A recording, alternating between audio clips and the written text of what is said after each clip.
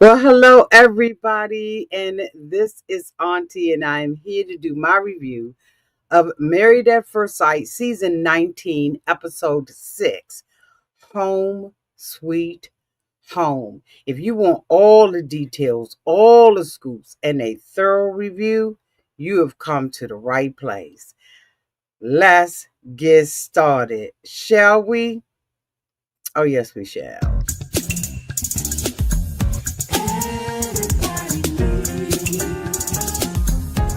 A sweet old auntie. Thank you, subscribers, and my nieces and nephews, and all of y'all who have been here through the long haul. Shall we get into it? Oh, yes, we shall. It's time for Auntie Advice. Sweet old. It's time for Auntie Advice. Oh, yeah. It's time for Auntie Advice.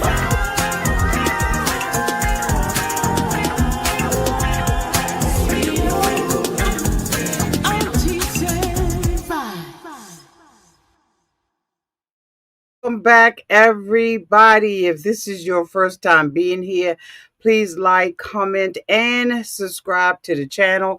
And to all of my new subscribers, thank you all so much for hitting that subscribe button and joining this family, commenting in the comment section, and just being here for your auntie. I truly appreciate you. And to all of my nieces, nephews, and my members who have been here with me for the long haul, thank you all so much for your continued support. So here we are, Married at First Sight, Season 19, Episode 6, Home Sweet Home. Now, tomorrow I will be doing Episode 7. I've got so many things to do. If you have not already checked out my review of the Braxtons, I will be covering that. I've had a lot of you. Oh my goodness, when I say a lot of you, to ask me, Auntie, are you going to be doing Dangerously Obese? Yes, I am. I have to find a way to squeeze it in. But this is No Stop, Don't Stop November. And I am going to challenge myself, y'all, to do a video every day. So be looking for me to be covering a lot of different things. Um, yeah, I'm gonna be rolling in November. Fingers are always crossed because there's always something that is going on. Um, and it's a shocking thing. I've been covering Married at First Sight from season 1, episode 1. God, 19 seasons I've been covering this show. I think I missed one season because I just did not have it in me to do. And I want to say it was season either 16. I think it was season 16 that I did not cover. And I'm so glad I didn't. It was so much drama. I think that was the season. So anyway, without further ado, I'm going to get into it. Let me bring my notes up because I have to follow my notes. This is 7. Let me save it and bring up my notes for, wait a minute, season 6.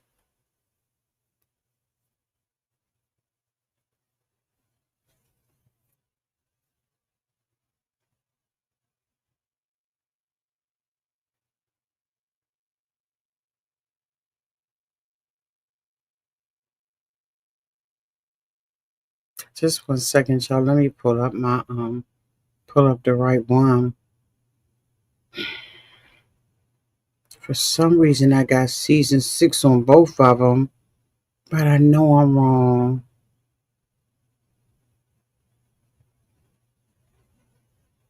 Hold on. Let me go through my notes. Let's see. Here we go. Okay. So, we've been on the honeymoons, and now everybody, yeah, let me get that out. Everybody is on their way leaving Panama.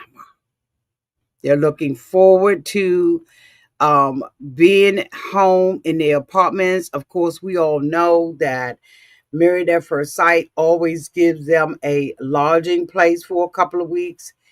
And and then after they, this is their transition time. And after that, they all go to their respective homes, make those decisions, et cetera, et cetera. So right now they're leaving Panama and they are going home.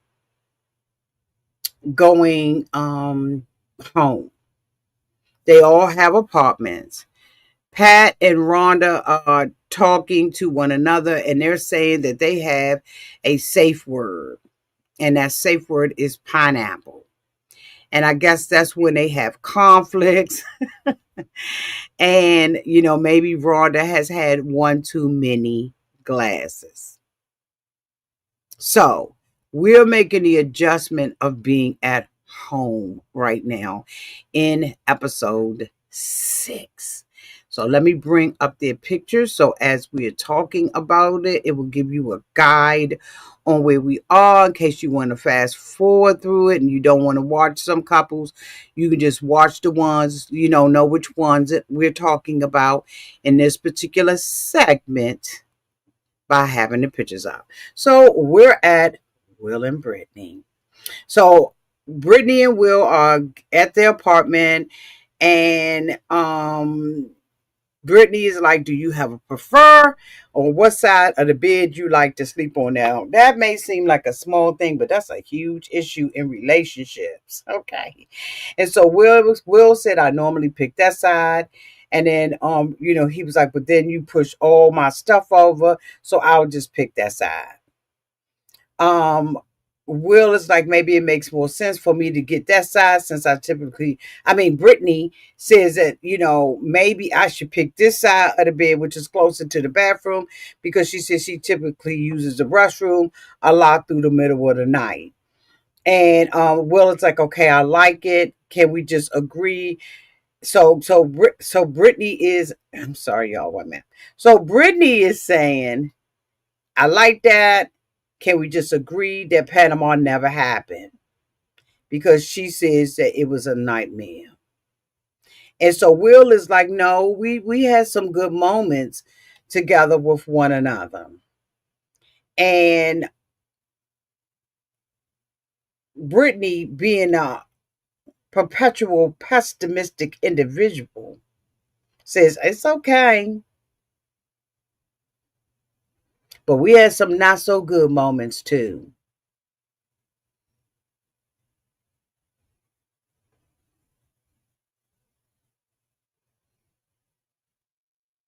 Will was like, it's a constant process. We just met each other. We still don't know each other. She's like, yeah, but I just think the vibes right now are good. We're in a good place. So she was like, but last night was very awkward.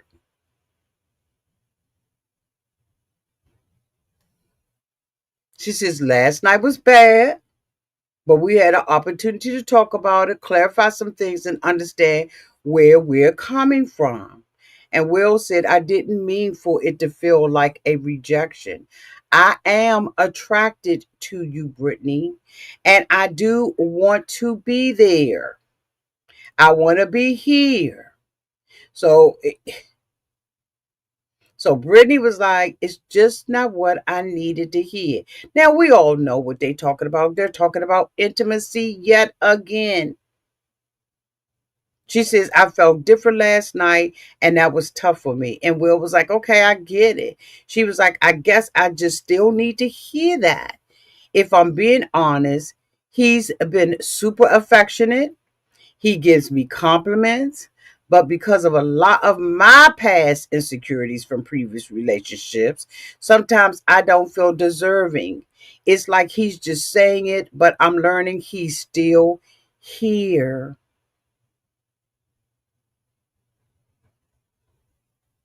They both agree that they are still committed to trying to figure it out. Will says, you're getting closer to me. So the two of them, get to hugging and everything. She said, you just don't get in the bed. She asked, does he get in the bed when he's dirty? And he said, no, that's why I typically take a shower at night. This is the most petty bullshit that I have heard in. Now we know that Jalen and Joe have moved in. Chad and Belinda moving together. They're excited. Belinda wants to see how he is going to treat her dog. Chad's animals don't sleep with him, but Belinda's dogs do. Derek and Megan. Derek uses white vinegar, and Megan doesn't like the smell. He believes that Kids Way is the highway when it comes down to cleaning up. Her dog Zoe is getting dropped off, and Derek um um has not had to live with a dog since he was a child. Megan says that Zoe is like her best friend and she is low maintenance, while Derek is afraid she is going to pee on the carpet. What the whole hell is going on? Meanwhile, down at the ranch, Jalen and Josh decides that he is going to go to the class that Jalen teaches. It is a spin class. And if you have ever been in a spin class, you know it is one of the most rigorous exercises you will ever do. For the last 8 weeks, no, 5 weeks, I have been taking a aqua spin class. And when I tell you, when I leave out that class, I'm exhausted, tired, done, and through. The reason why I like it is because it is less impact on your joints and stuff like that when you are in the water, even though you are working out like a, oh my God. I used to take spin every day when your girl was younger. Now I take it every other day. And like I said, I do it in the water and I appreciate it. I drive miles to get to the class and miles to get home. And I'll be exhausted, y'all. When I tell y'all I'll be tired. So to see him in that spin class trying to keep up with those people, and like this is his first time maybe taking it, or maybe he's not, somebody who's been doing it for a while, you be so goddamn tired and your butt be hurting so bad. I don't care if you got butt pads on, what you got on, that seat hurts like a mother. Okay, no. So Brittany decides that she is going to bring Will to her home. She is a single woman and she is proud of her accomplishment of purchasing her own home. She says that she has never brought a man to her house before. Never. So she's excited and she's hoping that Will is going to be oohing and on when he comes into her house and singing her praises. And he does not. She's upset. She says she feels crappy. She says that she doesn't usually bring people to her house. And she thought that he was going to be excited for her and like to see the house and all the things that she has worked hard for. She felt like when Will walked through her house that he was judging her, and she did not expect that. Y'all, what did y'all think about that? No man is going to be in your house winning on. And having some kind of sensitivity, right? Let's just go ahead and tell the truth. Having a sensitivity, just a little bit. Sugar 48 said, I was like, what is she crying about now? Having some kind of sensitivity, if you know he don't have a house, he may have thought you was rubbing it in his face. Him not being successful enough to have one. When we met him in week 1, episode 1 or 2. Did they get married in 2? I can't remember which one they got married in. He was saying that he's at the point now where he's building himself up. Hey, sweetie, how you doing? Brittany wanted Will to be impressed with her house, and he wasn't. I don't think he was judging, just wasn't impressed. And I think that, when you see one house, you've seen another one. It looked like one of them like new made homes, not like with mine, where, it was built back in the 60s, and where houses were different when you went in. They weren't cookie cutter and they didn't all look the same. Um, like, girl, bye. Like, girl, bye. I just was like, it's always something with her. In the last episode, she said, if it ain't one thing, it's another, right? Basically. And my whole thing is, you absolutely right, because you're the one thing or the other. It's always something with her. I just don't understand why she's so miserable and what it is that she expects to get out of him. Like, he's not her mother and her father, where they're gonna be saying, I'm so proud of you. That's what parents do. He's just walking around observing, but he did say something about all the clothes that was in her closet and that she was packing up to, bring to the apartment. And he was like, how in the world you going to wear all of that stuff? And I think that she sees her success right by, how much intimacy she has and how many worldly possessions she had. But girl, poor Will. So it's just one thing after another with her, and I can see that you all are in agreement. It is always her complaining. It's just always her complaining. Rhonda and Pat visit Rhonda's home for the first time, and the experience highlights both of their excitement and attention about living together. So Rhonda's perspective is that she, is proud of her home. She gives Pat a tour, explaining how it reflects her own personal style, her warmth, her colorful and full character. She points out her love for elephants, her newly furnished bedroom, and her very full closet. She laughs about having far more clothes than Pat and admits that figuring out how to share space will be a challenge for the two of them.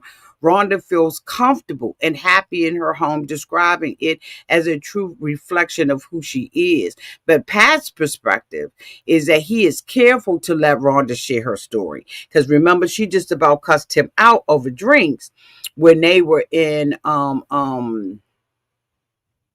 Panama, right? And so he lets her tell her story without interrupting her. Remember how he sometimes cuts her off during earlier conversation. He compliments her home, calling it warm and inviting, and says it perfectly reflects her personality, which it does. However, as he looks around, he begins to realize the logistical and emotional challenges of the two of them moving in together. So Pat brings up a serious concern how they'll manage being, cohabitation with each other, whether in her home or his, since both of them have already established their independent lives and spaces. He stresses that this is a conversation that they need to have soon, acknowledging that it is going to be a really big decision. But Rhonda agrees, showing that while they both are open to the idea, they know it will require honest discussion and careful planning from the two of them. And so, of course, we all know that they're on edge. They're on edge, especially if she got a drink. That's just my opinion. Okay. So so Josh is going out for his morning walk. He said this is the first morning after they moved into their new apartment. He said it was a little rough last night. He did not sleep well. Zoe was barking. in the middle of the night, and she was sleeping on his side of the bed, which made it so hard for him to rise. And so Megan got up and she was like, "You seem like you're pretty angry." So Josh was like, "I think it's just that yesterday was unexpected for me. I kind of came into this thinking, well, you're bringing the dog into the relationship, and she, she gets to interrupting him, and he's like, hold on, let me finish. You asked me if I could walk Zoe by myself, which surprised me. He said, I thought we'd walk her together. I wasn't expecting to be asked to do some things with her alone. He said, then later you were running late and asked me again to walk her. At first I said I didn't want to, but eventually I did. So Megan was like, that's all right. You ain't got to worry about it. You ain't got to walk her anymore. I just want you to want to do it. But if you don't, then don't, because it won't happen again. Bullshit. Because if you got up late and you didn't have time to take kids off. See, first of all, people have to realize, I realize it, your dog is personal. It's personal to you. That's your baby. But that may not be the next person's baby. You have grown to love that baby, that doggy, maybe, unless you fostering or something like that, from a puppy.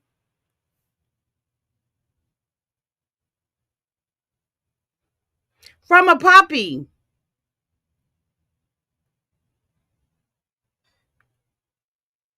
You've got a chance to go through all of those stages with the dog. This other person sees a grown dog that's set in its ways, and so are you. Dogs, if me and Maisie went to go and stay with somebody, they would be like, oh my God, your dog do this, your dog do that. And for you, it's normal, right? Because it's something that you're used to. But for somebody else, they're going to be looking, they're going to be judgmental, criticizing. Why did your dog have clothes when it got fur? Because I want her to have clothes. Why did your dog treats have to be $39 for a small bag? Because those are treats that I choose to do. Why do you have a home delivery service that comes every week to deliver gourmet treats to your dog? Because I got the money and that's what I want to do. Why is your dog sleeping on that end of the bed and then it's sleeping on the chaise lounge? Because most of the time Maisie is on the chaise, right? She likes to be on the chaise lounge, which is not on the bed, but it's at the end of the bed, right? And that's where she stayed. Do she bring her toys up, what we call her babies, and bring them up, hop up on my bed, chew them to death and cry and lick them and think that they her kids? Yes, she does. But that's between me and Maisie. But I don't expect somebody else to be looking and saying, oh my goodness, I'm going to be doing that for her, or even adapt or understand it. It's okay. It really is okay. But I would not be asking them to walk Maisie until they've gotten a chance, both of them, right?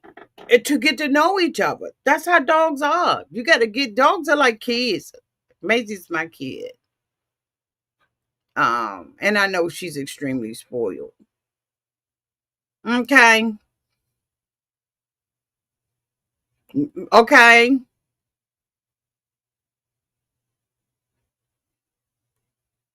Absolutely. But if they're going to get down to the nitty gritty, they should put it on the questionnaire on whether or not you like a dog or not, whether or not you like pets. Because I don't care how much I like you. I ain't dating nobody got a cat. I don't like them at all. I'm out. I'm 85,000. I am out. I do not like cats, no way, shape, form, or fashion. I don't like nothing about them. Mm-mm. Nope.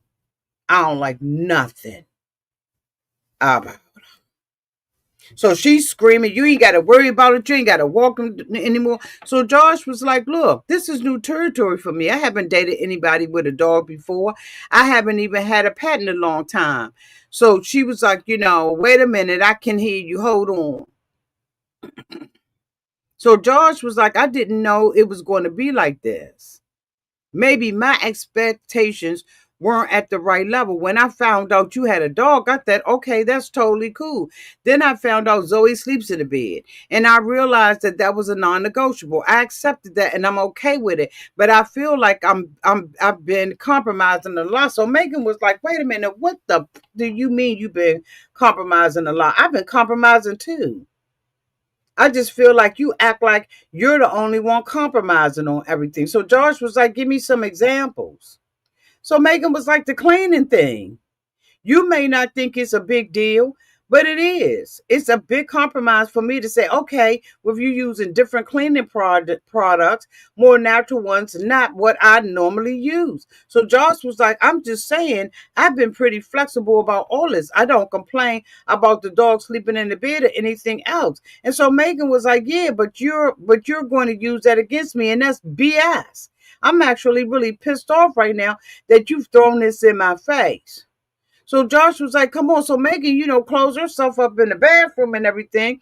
And she's like, no, I even deal with the fact that she came out of the bath. She went, closed herself in the bathroom, said what she had to say, came back out the bathroom, opened up the door, stood in the doorway and said, I deal with the fact that you don't put the toilet seat down, and I still put it down for you without complaining. And she told him from the giddy up, I need you to do that. That is an issue with me. So if he a male chauvinist?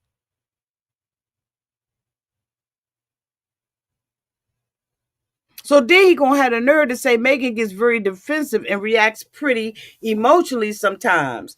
He said these are definitely growing pains for both of us. I think that she's not used to living with anyone, and honestly, I haven't done it in a while either. So then why you bring it up, George? He said with the dog thing, I just feel like she shouldn't have any expectations without actually talking to me about it. Well, guess what? You ain't talked to her about the cleaning stuff. You just said, is this what you gonna do? You gonna use vinegar? She said vinegar stink. I think vinegar stinks too. He said it's showing some red flags. If we can't talk through things calmly, I'm just going to make it really hard. It's going to make it hard for us to move on. If you don't shut the fuck up,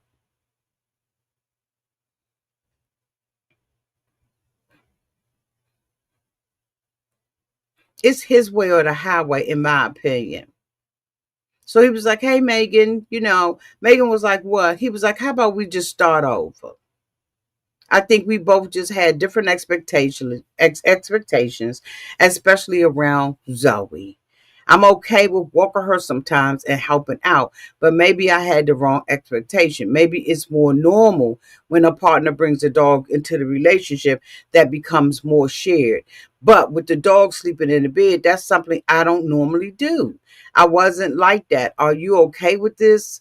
It was more like the dog is sleeping in the bed. I just think in general we need to communicate more about things before they get heated. I prefer that over feeling ambushed by you. So Megan was like, I don't really understand his aggravation. So it's hard for me to empathize with him. Maybe I do things that come off demanding and I don't even realize it. The pit bull in me was coming out. I was ready to jump down his throat and whoop his. So it's better for me to take a step back and calm down at least. So Josh was like, I think that it would be a better approach if something like, hey, do you feel like walking the dog, or can you take her for a walk? Like more of a conversation and not an assignment or a demand. And so Megan was like, okay, but how about also in the moment when you feel a certain way, say the shit. Say it right then and there. That's what you need to do. Like straight up, that's what you need to do. And I agree. Say it with your whole chest.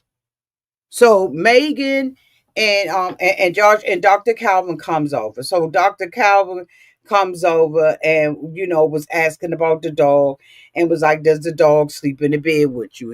And George was like, yeah, the dog sleeps with us. So Dr. Calvin was like, that's a huge lifestyle change for him. So where does he sleep now? So Megan was like, still in the bed. So Dr. Calvin was like, oh, okay. So Josh was like, yeah, that's kind of where, she drew a line in the sand. and told me don't cross that line. So Dr. Calvin was like, so how does that work? For mommy and daddy time. And George, had started laughing. He was like, I was worried about it at first, but we'd have confirmed that that ain't an issue. So Megan was like, it's not an issue at all. So Dr. Calvin was like, so are you all okay with it though, Josh? Josh was like, I'm okay with it for sure. It's just adjustment for me. But yeah, I've learned to be fine about it because she pushes the toilet seat cover down. So Megan said that, I think it's more that Josh just wants to feel heard by me. He doesn't want me to throw things at him like, sorry, deal with it. I think I could have checked in sooner before things blew up between the two of us. So Dr. Cowell was like, oh, okay, so I'm glad the two of you all talked that thing out because that's the key to your success. Over communicate and don't walk away from conflicts. He said, in a marriage, there are conflicts and you have to run over it. And so Megan was like, yeah, I'm a fight or flight type of person. And so Dr. Calvin was like, well, Megan, she was like, but I'm getting better at it. As she said, after I fly off the hinges, I come back and then I'm like, oh, okay, I just needed a second. So Dr. Calvin was like, well, if you feel like you need to fly, he needs to know that you're coming back. He said, this isn't fatal. Sometimes y'all forget that silence is also communication. So when you shut down and he wants to talk, you're sending a serious message saying, I'm shutting you out. And he said, and that could be painful to Josh. And so Josh was like, yeah, I get that. I'm more of a let's sit down and talk it out. But Josh is also sarcastic, is a mother. He's sarcastic. So Dr. Calvin was like, so he said, so, what's great here in y'all relationship, which y'all already doing a good job is having disagreements and recovering from them. He said, every time you do that, you build emotional muscle.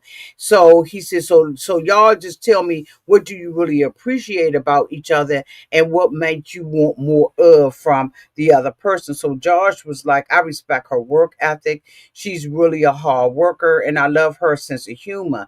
We can laugh together and we've had some great moments. We definitely felt connected from the beginning. So Dr. Cowell was like, so that's the good stuff. How was the honeymoon? So Megan was like, it was great. Panama was beautiful. And Josh was like, yeah, it was cool.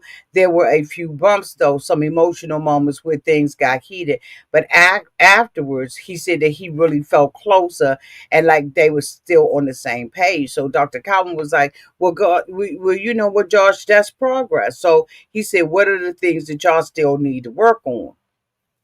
So Josh was like, for me, it's just that when we've already talked about it, those defense mechanisms, I want to be able to bring up things with Megan without her shutting down or running away. And she was like, I just don't like a whole bunch of confusion in my relationships. She said, when he brings something up, I tense up and my guard goes up. And so Dr. Calvin was like, I understand that, but don't let that fear keep you from opening up. Trust that you have someone here that you can lean on emotionally. And so Megan was like, I would say sometimes he can be aloof. Like with Zoe, she said, so next time just say it if you're feeling that way. And so Josh was like, do you hear the harsh tone? Megan was like, do you hear the harsh tone? And Dr. Calvin was like, so did she just hit a trigger? Because he was like, so the next time if you got a thing, something to say about the dog, just say it. So Dr. Calvin said, well, the volume wasn't harsh, but your demeanor changed, though, Josh. You went into rebuttal mode. Did you feel that? And he was like, yeah. And so Dr. Calvin was like, see, did you stop touching her? Your whole posture changed. And he said, you turned this into conflict. And so Dr. Calvin was like, right now, she needs to know that you're listening and you're not defending yourself. Later, you can share your side, but in the moment, just hear her out. He said, if you could do that over, what would you have done instead? And so Josh was like, I'd say, I hear you, honey. I'm just going to work on that. And so Megan was like, but that don't even sound secure. That don't sound sincere or anything. It doesn't sound honest. And Dr. Calvin was like, it didn't feel sincere. She was like, he ain't never called me no honey. That's really dismissive, is what that is. So Dr. Calvin told them that like everything communicates. He said your tongue, your gestures, your eyes. He said you're learning how to connect. So what could you do right now to help her cool down, Josh? So Josh was like, I'm sorry, I triggered you. I didn't mean to do that, and I'll work on it.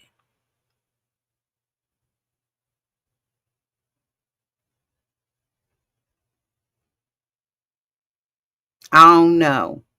I don't know if I agree with that. I don't know if that's something I would be going for. I don't know. I took an issue with it. I don't know why I couldn't describe how I was feeling, but I was feeling some way about it.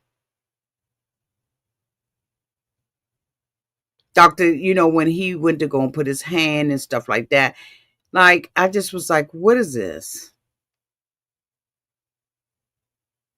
What is this? Megan said I could meet him halfway. And Dr. Calvin was like, notice just how when you touched his hand and it changed how both of you all felt about the situation. In a heated argument, don't be touching me. So Josh was like, yeah, I feel better about it. And Megan was like, me too. And so Dr. Calvin was telling them, and it just works just like that. You like one simple gesture of Megan putting her hand on in his and him touching Megan. He said that one response and the temperature changes in the room. He said sometimes, you have to initiate reconciliation because living in conflict is, it sucks, right? And he said, and I hope that in this and that you all start to practice this. And so Josh was like, I think so. And Megan was like, okay, I agree too. So the next thing you know that we are downtown at Brittany and Will's house. Oh my God, do we have to go here? I guess we do.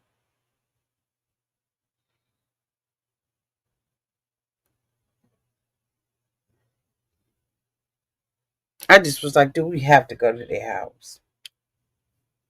How'd y'all feel? I just feel like, God, do we gotta go to their house?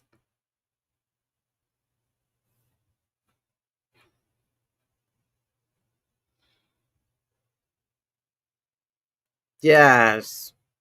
Yes, indeedy. I was like, we gotta go.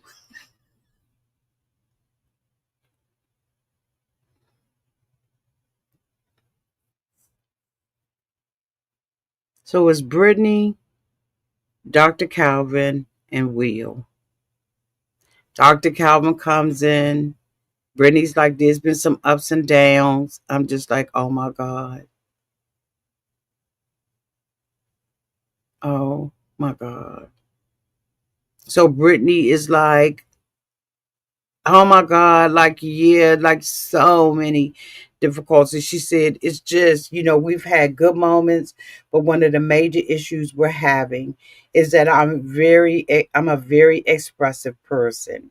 I wear my emotions on my face and I have no problem communicating them. And Will was like, that's true. Brittany was like, he's the opposite. I never know if he's happy, mad, or sad. And that is so true because he's just so agreeable on the outside. She said, when he came to my house, that was a huge moment for me. I never had a man over before. She said it was important to me because I worked really hard for it and I was so excited to show him. But he had no reaction. The only thing he reacted to was how much stuff I brought with me. So Dr. Calvin was like, okay, ideally, how do you want someone to respond when you walk into their home? So Brittany was like, it's bigger than the house. I just want to know that he cares about what I care about. So Dr. Calvin was like, okay, in marriage, men need to understand this. You have to care for her the way she needs to be cared for. And that might be very different from what you're used to. But all that said, another big issue is mind reading. Brittany, he cannot read your mind. And it's okay for you to ask, do you like it?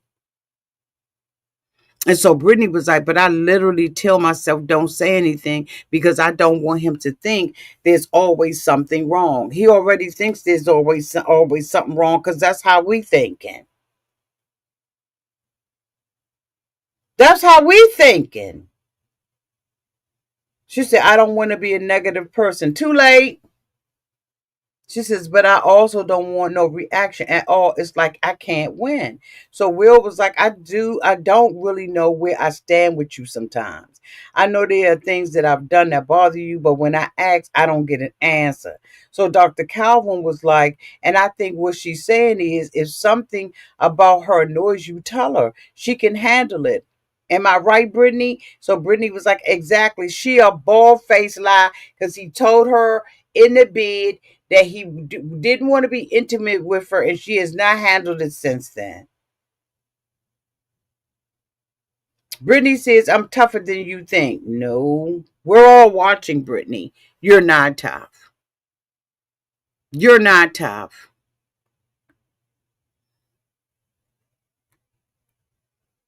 Okay?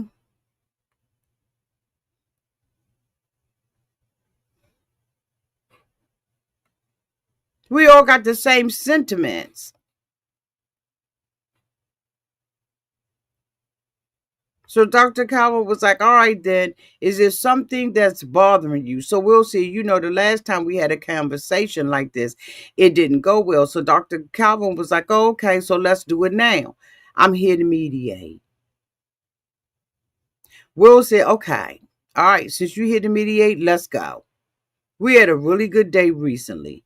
But later that evening, she asked why I hadn't tried to initiate intimacy with her. I told her that last time I just felt uncomfortable, and that led to her saying she didn't feel wanted. And Brittany was like, he said, we don't have to do this again. And those are trigger words for me that I took as rejection. Okay. All right. So Dr. Calvin asked her, so then, Brittany, what was he supposed to say? She said he should have said, I don't regret what we did. What? When you sitting up there being, oh my God. Oh my God. Like, this is sickening and getting on my nerve. Because in my opinion, he can't win for losing. So Dr. Calvin, like, she wanted reassurance. Well, say that.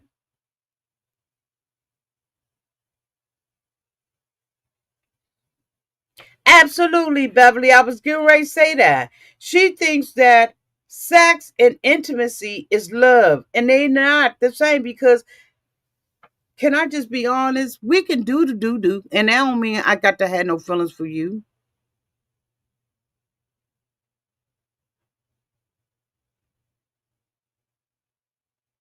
Some women don't know how to detach it. I sure do. It is what it is up in this camp. I've had a lot of people to say, you act like you act like a man when it come down to that, but I don't have to have no feelings for you.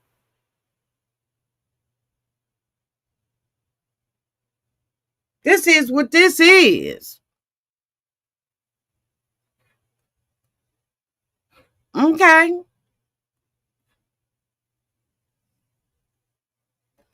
So Dr. Calvin tells him she needs reassurance to know everything is okay. I should not have to babysit your insecurity and your past relationship trauma. I'm sorry. I disagree with Dr. Calvin on that. He told him that even though you're married, intimacy is the height of vulnerability. You felt exposed, and what you needed wasn't space. You needed comfort and covering. So Brittany was like, yeah, that's what I need. Just say that you did. So he was like, well, do you want her? And he was like, of course I do. And he was like, oh my God, look, Brittany, he looking at you. Look, he looking at you while he's saying that. He mean that thing. So Brittany was like, okay, I believe you. He said, then say it. So Brittany was like, I want this guy. So Dr. Calvin was like, so why was that so difficult? And she was like, vulnerability is just not my thing. Then why the fuck are you married? And why would you get married at first sight if you can't be vulnerable in this relationship? Dr. Calvin was like, well, guess what? Vulnerability may not have been your thing in the past, but it's got to become your thing. He said, every lasting marriage is built on vulnerability, not being afraid to show who you really are and let them see your weakness and to trust that you won't use it against each other. He said, well, what about you, Will? Will was like, the next time I feel like I'm hurt, I hurt your feelings, or we're in an argument, I'll do my best to stay present, to reassure you that I'm here. I want you to know that conflict won't make me run away. So Brittany was like, and the next time we argue, I'll listen and accept your words for what they are. I won't internalize things or assume the worst. You a lie. You've been talking about your old boyfriends or old relationships since the first night of the honeymoon.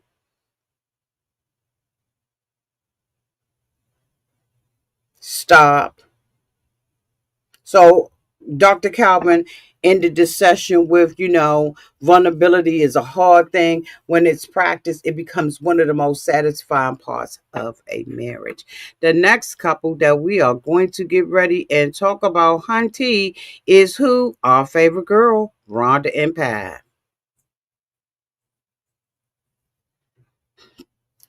When they break up, it's going to be explosive, y'all. Watch. It's going to be drama. So they going to be talking to Dr. P.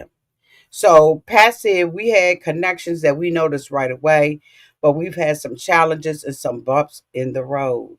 So Rhonda is like, what I'm feeling is gratitude. I am so grateful that I'm with a man who recognizes there's opportunity for him to do some work and that he's open to listening. I truly feel like he cares about me.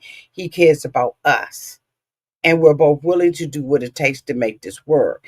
And so Pat was like, when we were at your home visit, I tried to be very intentional about listening to your ass.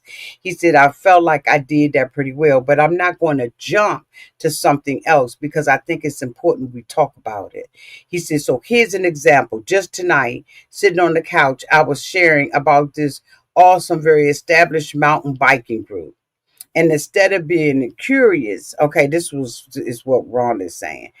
And it was like, wow, how do you know about that? Long have you been around? She jumped right in like, I know more. I know guys who ride. I can talk to them. And sometimes it feels like she's trying to prove to me that she's got her act together.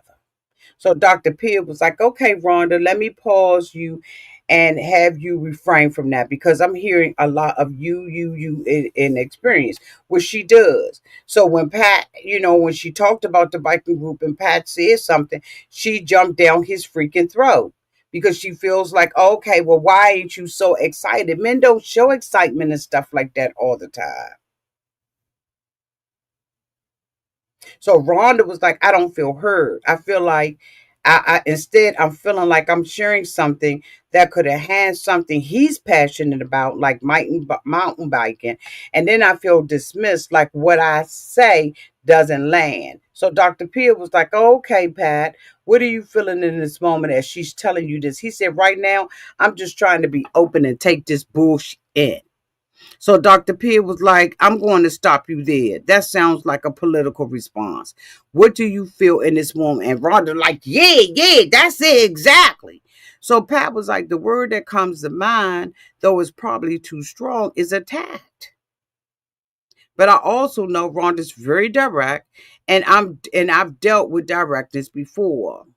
So Dr. P was like, about it's about time you got some backbone and say what you had to say out this month, Pat, because she just running all over you. So Rhonda was like, look, I am direct. I know I'm direct.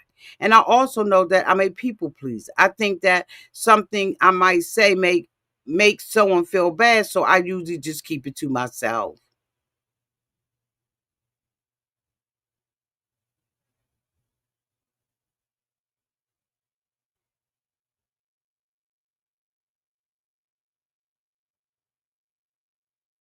Actually, Pat said that.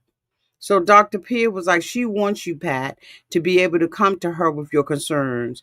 Do you know what a safe space look like? So Rhonda was like, I guess a safe space is one where my words don't trigger a strong reaction.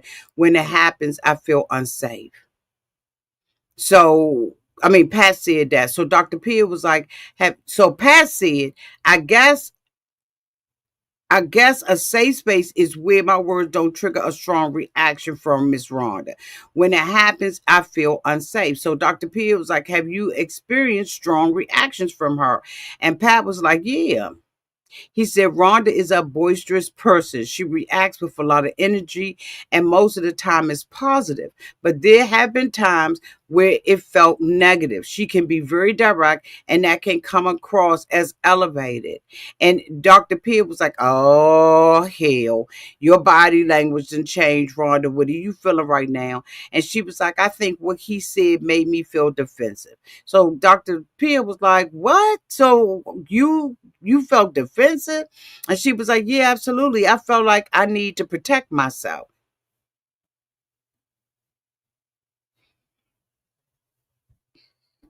Girl, stop. Hold on, y'all.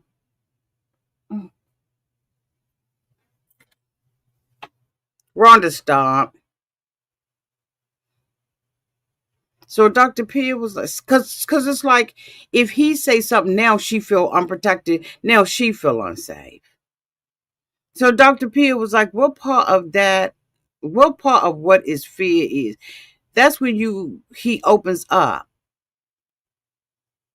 No, she said that's the part that he fears. That when he opens up, you'll pull away. And then he retreats, which becomes hurtful.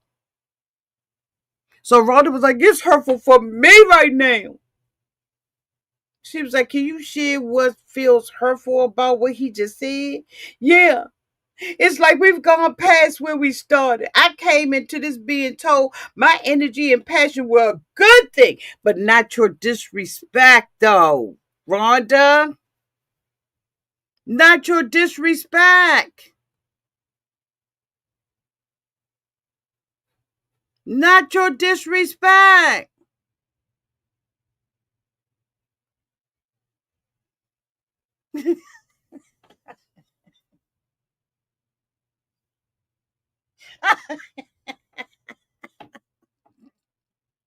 Not your disrespect. She emasculates the man. What you saying, baby? Rhonda loves calling Pat out on his stuff, but cries when someone calls her out on hers. Exactly. PJA said Pat will soon get tired of her nitpicking. Absolutely.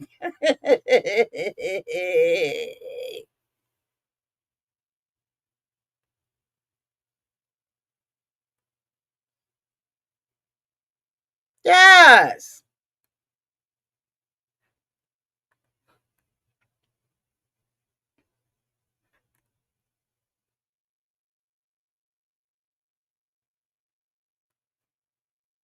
She can ditch it, but she can't take it.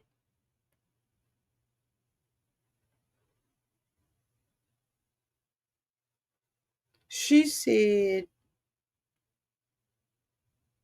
I came into this being told that my energy and passion were a good things, that my boisterous and directness were strengths for you, but like a knife to someone else. She said, now suddenly those same qualities are being seen as flaws, as proof that I must have done these terrible things in my past relationship. That's what I'm hearing. Well, girl, as Beverly said, you may need some medication because that is not what he said. She said, and it hurts because that's exactly what happened to me in every other flipping time before. Then you got a pattern, baby. You got some self work you need to do. If you the common denominator, you got some work you need to do. Dr. Pierre was like, Rhonda, look at me. He's not your axis. You know what Rhonda says? I know he's not my ex, but those words, I've heard them before. And my exes use those exact words to tell me I've done things wrong because of my personality traits. Then everybody can't be lying.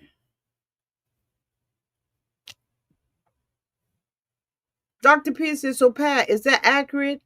Is that what's happening for you? Are you experiencing Rhonda's personality as a problem? So of course, Pat, he got back down. He got tap dancing pop. He said, no, I'm not. Actually, I think it's an asset. It's what makes her effective in the business world. It's what made her a strong mother. It's who she is. I don't view it as a negative at all. Bullshit on the play. Absolutely, sugar. She didn't learn anything from her past. Ross said, if it's happened to you before, it's you. Beverly said, Rhonda, you are the common denominator. She is.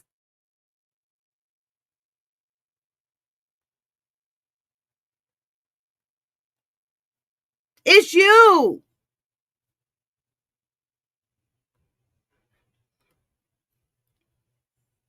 He said, I don't have to, I do have to work on how I receive her directness. And if it hits me in a place that makes me uncomfortable, I need to respond in that moment and give her that feedback.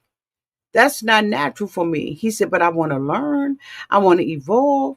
I'm open to change because I love you, Rhonda. I really do. And I don't want your shields to go up on me. That's what Rhonda said. I appreciate that. Thank you.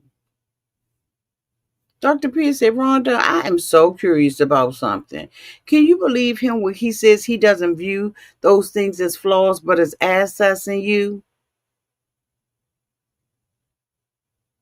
She said, I believe him without a doubt. She said, but I still feel unsafe right now. So Dr. P was like, so what would help you feel more safe in this moment? She said, time. Just time. She said, it's hard. This is some hard effing ass. Now, back in the day, I would have just went on and said it, but you two told me bring it in. And so now we go back. Now we go back. Guess who we go back to, y'all?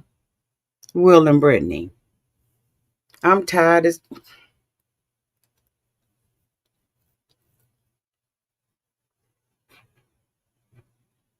Now we back at them. Will says, I know that conversation we needed though.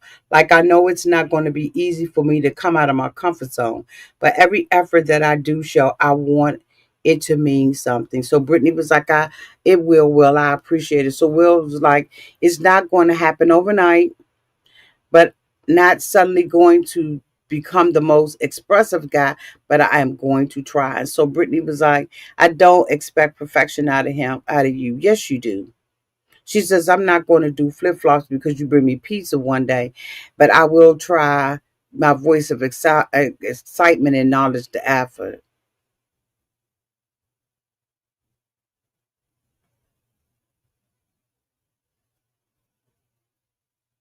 So Will was like, hopefully you can understand that I might not express my excitement exactly the way that you do, but it doesn't mean that I don't feel it. And she was like, I get that.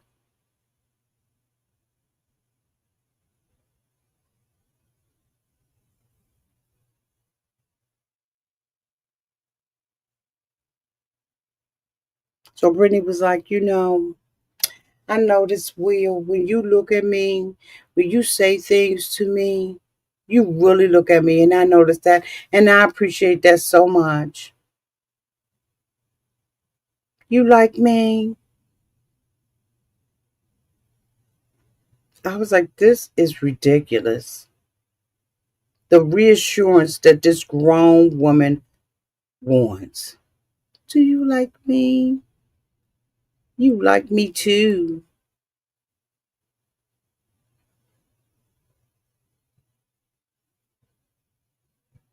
So now we back downtown to Rhonda's.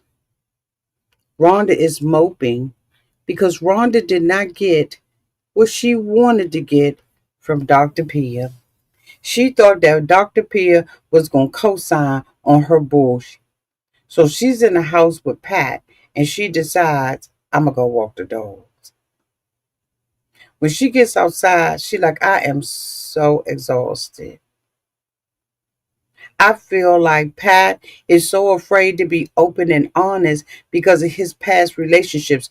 No, Pat is afraid to be open and honest because you get triggered and you feel unsafe. Those are heavy words to be using while you are in a relationship with somebody. She said, I believe his past relationships and the repercussions, and he's afraid of that now, are like things. She said, I just put the icing on the cake.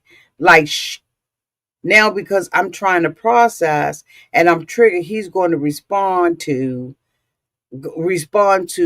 what's going on. So I can tell her something because I'm afraid of my trigger again. So it's just going to shut him down more. And I don't think it's like, I don't feel like being in this crazy loop. I just know, she said, I just don't know like how to get out of this. Like, it's just like, I feel like I need to take care of myself now. I'm just like, I got to get away from him. What? So now, Rhonda, thank you. Thank you.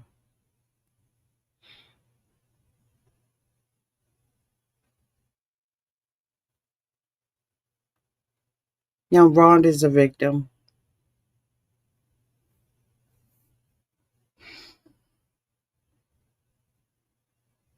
Unbelievable. Absolutely unbelievable.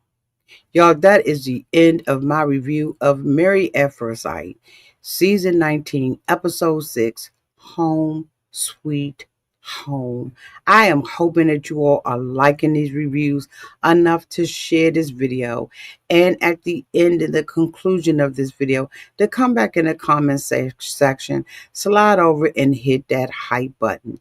I truly appreciate each and every one of you all being here. And I hope that you like that I am being detailed. It takes me hours to be detailed because I got to go back and note and back and note and back and note. So I really do appreciate you being here. I appreciate your like, your view, your comment. I appreciate you all being in the live chat with me.